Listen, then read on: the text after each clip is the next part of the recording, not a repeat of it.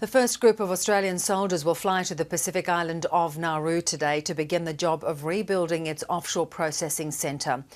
The Australian government is hoping there'll be room for 500 asylum seekers by the end of September, although altogether 120 Army personnel will work on the project.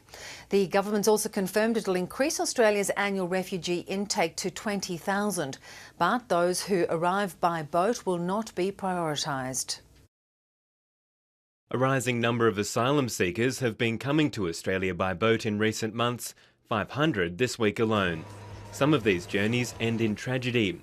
In June, at least 70 people drowned in the waters off Christmas Island. As it tries to prevent more lives from being lost at sea, the Australian government says it's increasing its annual refugee intake by almost 6,000 to 20,000. If you stay where you are and you have your claim processed by the United Nations High Commissioner for Refugees, then there are more resettlement places available in Australia. The government says it's the biggest increase to the country's humanitarian program in 30 years. It will mean that Australia becomes the second largest source of resettlement for UNHCR referred refugees in the world, after only the United States. Mr Bowen says priority will be given to those escaping war zones and persecution. Iraqi minorities, including Assyrians, Chaldeans and Mandaeans in Syria, Jordan, Turkey and Lebanon. Of course, Sri Lankan refugees will continue to figure in our program, as will Burmese in Malaysia, Thailand and India.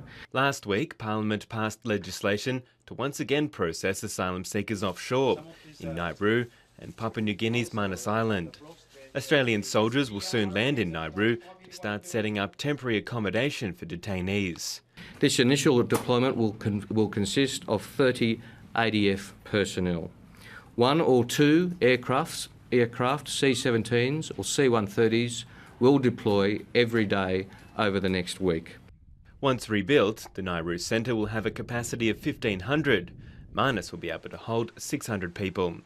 The government is also working on a sponsorship program where asylum seekers can live with a sponsor family or business in Australia.